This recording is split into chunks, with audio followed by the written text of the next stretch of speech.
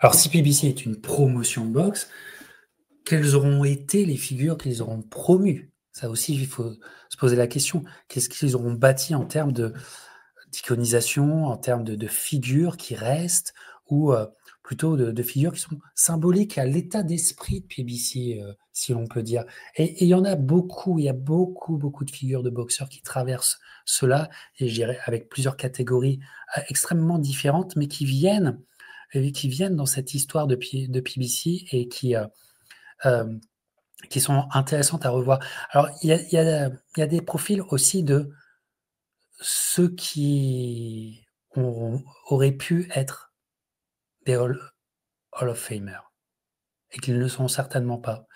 Je pense évidemment à Danny Garcia, allez voir la discussion Hall of Fame Danny Garcia que j'avais faite, puisque Danny Garcia, c'est quand même quelqu'un qui a un démarrage tonitruant et qui ensuite s'embourbe dans cette logique propre à Lemon, moins de combats, moins de risques, et finalement, il va plafonner, il va s'embourber, euh, et il va finalement continuer une carrière qui ne devait pas être la sienne, qui ne devait pas être la sienne, et pour finir finalement la dernière fois de façon assez pathétique, et de façon triste.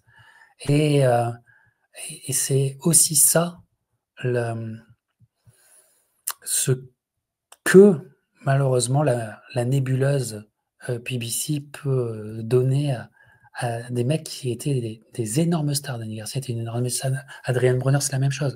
Alors, attention, PBC n'est pas que responsable d'Adrian Bronner, il est le premier avant tout, hein, évidemment, mais on est passé aussi d'un mec avec un démarrage tonitruant, qui pouvait aller extrêmement loin, qui était reconnu par ses pairs, qui était vu même par Aaron Pryor, qui était vu très haut quand qu'il en parlait, et qui finalement, avec tous ces problèmes, s'est embourbé et est devenu en fait une sorte de gatekeeper de luxe qu'on appose, et qui est malgré tout a bénéficié d'une starification propre à PBC, et en même temps, il a été donné au loup. Euh, par exemple. Et il a été donné, par exemple, à une figure haute que j'appellerais peut-être comment dire, euh, non pas le soldat, mais euh, ah, j'en perds mes mots. Euh,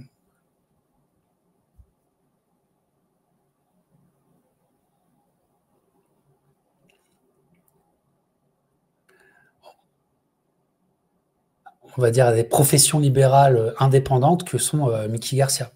Mickey Garcia, après son divorce avec Top Rank, Mickey Garcia, Mickey Garcia, la seule chose qu'il a juré qu'il ne referait pas, c'est de boxer avec Top Rank. Donc, évidemment qu'il va avec PBC, et PBC, en fait, lui offre ce qu'il désirait, c'est-à-dire les chemins les plus courts pour retourner vers des titres, retourner vers des combats importants, vers euh,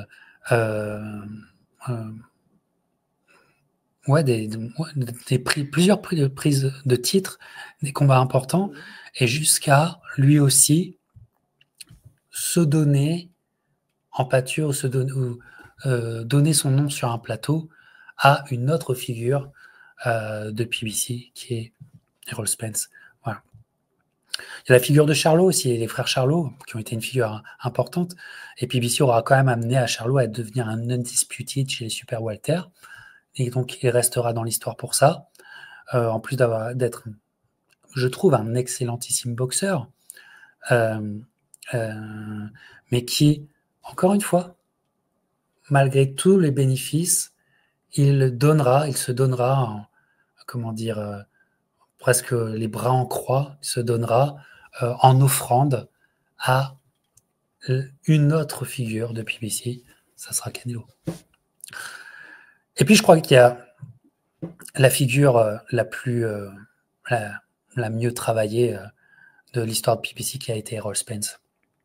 parce qu'Errol Spence était véritablement impressionnant.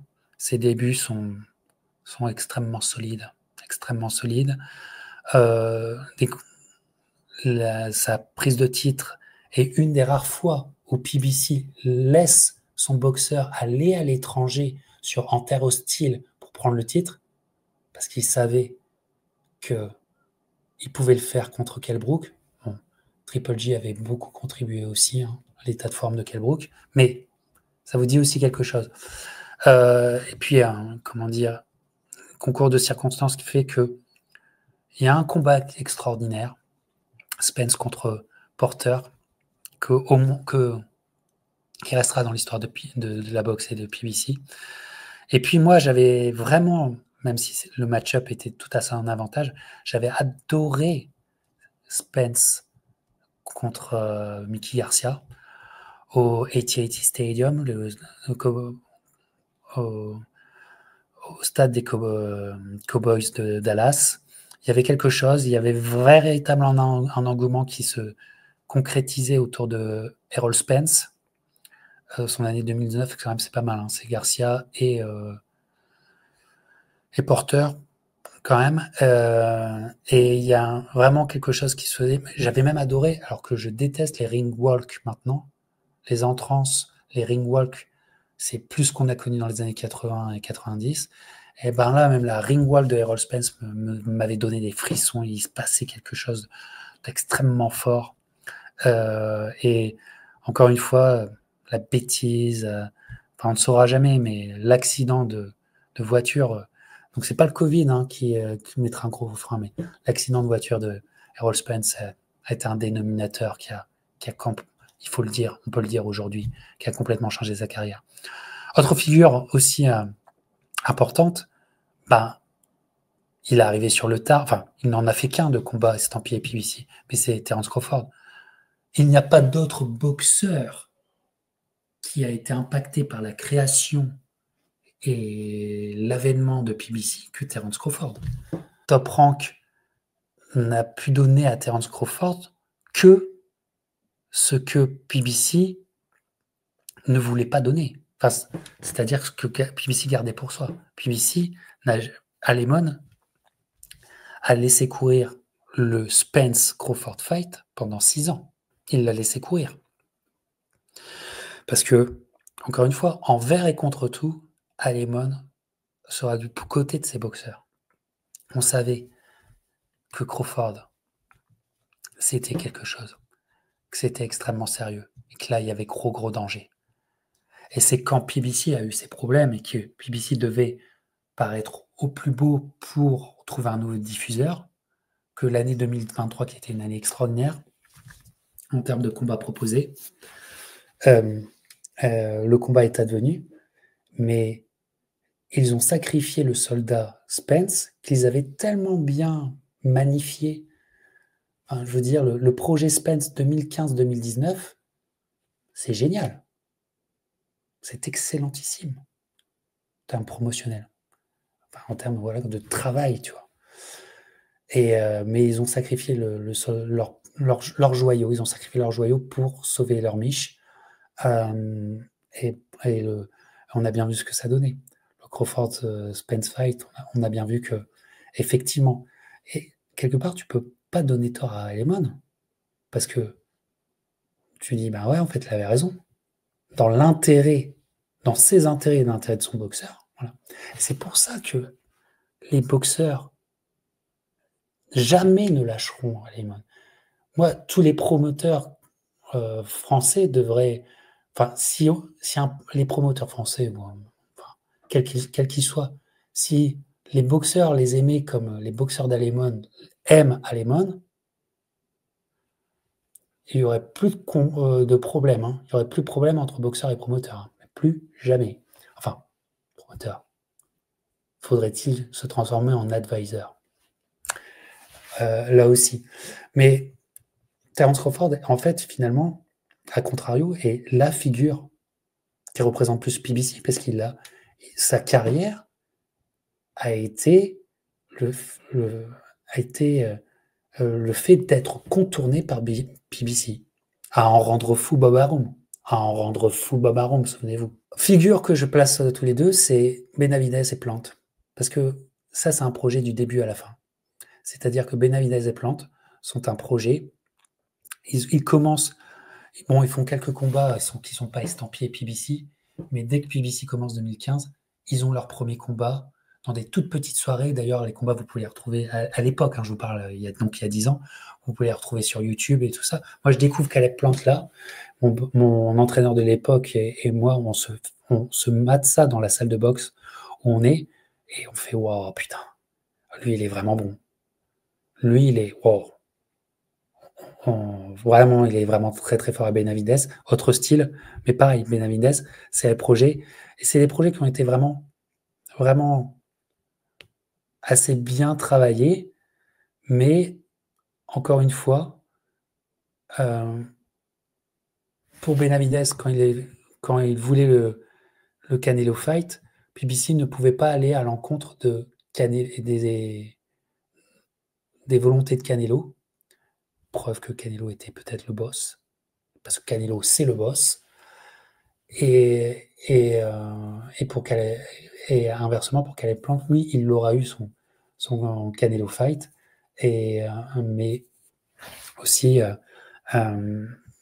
entre ces deux-là, qui pour moi, ils ont un démarrage commun, etc., finalement, et des carrières assez similaires, mais c'est finalement pour moi Plante qui réussit à s'en sortir mieux. Peut-être que pour quelques instants, j'attends avec impatience le Benavidez Morel. Je ne vis que pour ça. On en parle en conclusion. Et puis la dernière figure, c'est le The One and Only. C'est la seule star qui est sortie du giron de PBC. On pensait que c'était Mayweather Promotion, mais Mayweather ce ne sont que des officines. Mayweather Promotion n'était qu'une officine comme Yvon Michel ou Ludi Bella ou TGB en ce moment le sont. Voilà. Gervonta Davis qui est le joyau, le dernier joyau totalement créé par PBC que PBC travaille encore avec Prime et ne collabore pas avec DAZN à l'international, et à la différence des combats de Canelo. Donc, pour vous dire que c'est le seul qui a réalisé des soubresauts en termes de pay-per-view fight correct. Je vais pas dire fou. Aujourd'hui, ils vont dire que c'est des succès. Mais si tu regardes les pay-per-view des années 2000, et des pay-per-view fighters de l'époque, c'est-à-dire Pacquiao, Mayweather, Barrera, Morales, ça c'est des gros pay-per-view fighters des années 2000. Gervonta fait des chiffres corrects. Il fait des chiffres corrects. Et c'est vraiment, c'est leur dernière carte maîtresse. Alors encore une fois, pour la boxe, à quel prix? Au prix d'une carrière parallèle, au prix d'avoir évité tous les grands combats, au prix de ne pas avoir de combat générationnel, au prix de ne pas avoir eu le Machenko fight. Machenko était avec Top Rank. C'était pratiquement sûr que ça allait pas se faire. Mais énorme regret. Moi, j'ai un énorme regret, tu vois. Gervonta Davis et Lomachenko auraient dû se rencontrer. Et d'ailleurs, moi, j'ai toujours pensé que Gervonta pouvait gagner. Et aurait certainement gagné. Voilà. Mais voilà un petit peu ce que on peut dire de la production en termes de starification qu'a réussi sur les 10 ans qu'a réussi à faire PBC.